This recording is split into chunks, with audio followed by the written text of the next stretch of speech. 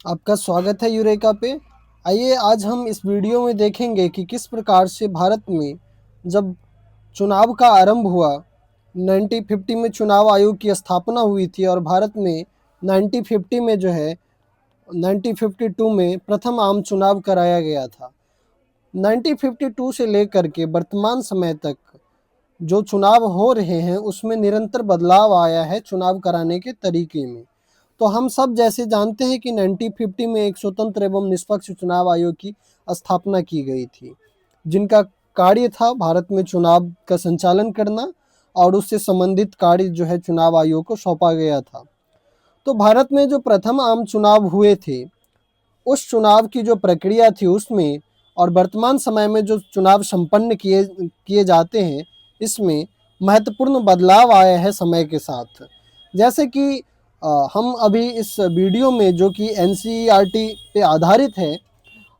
हम इस चैप्टर में देख रहे हैं कि किस प्रकार से भारत में साल दर साल जो है चुनाव होते आए हैं, जो कि स्वतंत्र और निष्पक्ष चुनाव रहे हैं।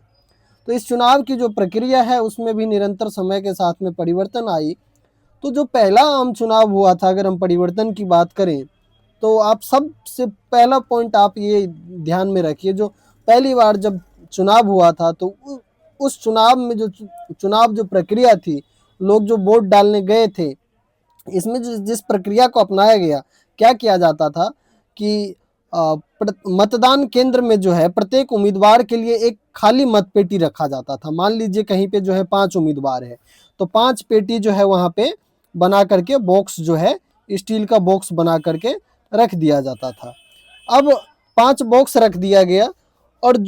और मत पेटी पर जो है उम्मीदवार का चुनाव चिन्ह होता था। मान लीजिए ये बॉक्स है, यहाँ पे बीजेपी का चुनाव चिन्ह दे दिया, कांग्रेस का दे दिया, बसपा का दे दिया। उस समय में बेशक ये पार्टी एग्जिस्ट नहीं करती हो, फिर भी लेकिन मैं आपको एग्जाम्पल के लिए बता रहा हूँ। मान लीजिए कोई अन्य पार्टी है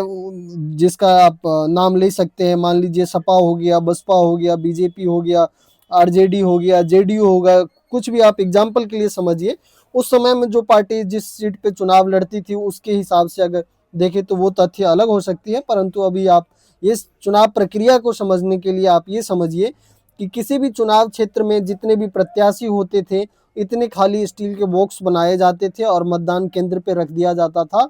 और उम्मीदवार को जो है एक खाली मत पत्र दिया जाता था, जिससे कि वो अपने पसंद के उम्मीदवार की मत पेटी में जो है उसे वो डाल दिया करते थे। यानी कि बॉक्स रखा हुआ है, जितने भी उम्मीदवार हैं उनके चुनाव चिन्ह के साथ में, और जो मतदाता जाते थे वो अपना बैलेट लेकर के और उसको फोल्ड करके उसमें डाल देते थे और बाद में इसकी काउंटिंग कर ली जाती थी और जिस पेटी से अधिक संख्या में बैलेट निकलते थे उसी उम्मीदवार को विजय घोषित कर दिया जाता था। लेकिन बाद के वर्षों में क्योंकि ये प्रक्रिया बहुत ही जटिल थी, जैसे कि एक प्रथम आम चुनाव के समय की एक प्रक्रिया के बारे में इसमें अंकित भी किया गया है कि क्या क्या चीज़ें उसमें अपनाना पड़ता था। कि उम्मीदवार का नाम हिंदी, इंग्लिश, उर्दू, पंजाबी में लिखना है या फिर अन्य रीजनल लैंग्वेज में लिखना होता था। तो ये सब और स्टील के इतने बक्से बनाने होते थे, तो ये बड़ी बहुत ही जटिल प्रक्रिया होती थी। लेकिन बाद के वर्षों में ऐसा हुआ कि शुरुआती चुनाव में 2 चुनाव के बाद में जो है तरीका जो है थोड़ा बदला और इस समय क्या हुआ, तो मत पत्र पर जो है हर उम्मीदवार का नाम और चुनाव चिन्ह जो है अंकित किया जाने लगा। यानी पहले स्टील के बॉक्स पे जो है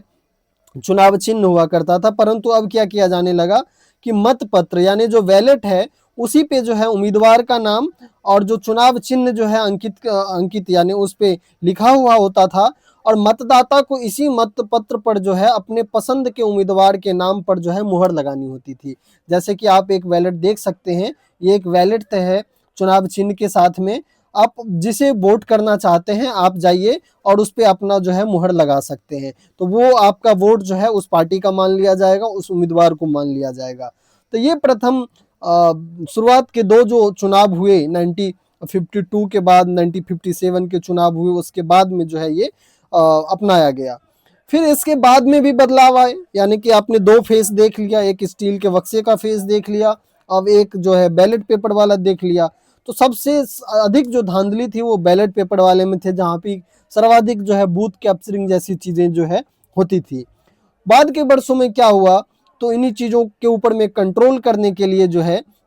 व्यापक परिवर्तन लाया गया, जो 1990 के दशक के अंत में जो है चुनाव आयोग के द्वारा जो है इलेक्ट्रॉनिक वोटिंग मशीन, जिसे हम ईवीएम के नाम से जानते हैं, इसका इस्तेमाल आरंभ किया गया था। और 2004 तक जो है पूरे देश में ईवीएम का इस्तेमाल जो है चालू हो गया। और वर्तमान समय में तो आप वीवीपैट का यूज किया जाता है, जिसमें कि आपको आप किसको मत डाल रहे हैं उसकी पर्ची भी निकलती है साथ में। तो आइए हम कुछ इम्पोर्टेंट फैक्ट देखते हैं कि पहली बार ईवीएम का जो प्रयोग है 1982 में जो है केरल राज्य के उपचुनाव में किया गया, और इस क्षेत्र का नाम था परावूर क्षेत्र के जो है विधानसभा के जो उपचुनाव थे, इसमें जो है पहली बार जो है 1982 में जो है ईवीएम का प्रयोग किया गया। तो ईवीएम का फुल फॉर्म भी कई एग्जाम में पूछ लिए जाते हैं, जिसे इलेक्ट्रॉनिक वोटिंग मशीन के नाम से जाना जाता है। अब अगर हम वीवीपैट की बात करें, जिसे कि हम voter verification paper audit trial कहते हैं, इसका प्रयोग 2013 के नागालैंड के नोक्सेन विधानसभा के उपचुनाव में पहली बार हुआ था, इम्पोर्टेंट है। और 2019 के लोकसभा चुनाव से अभी तक सभी संसदीय क्षेत्र में जो है ईवीएम प्लस वीवीपैट जो है अनिवार्य हो चुका है। तो इस प्रकार से आप इन इम्पोर्टेंट फैक्ट को याद रखेंगे, जो कि आपके एग्जाम के लिए बहुत ही महत्वपूर्ण साबित होगा। वीडियो पसंद आया हो तो कृपया चैनल को सब्सक्राइब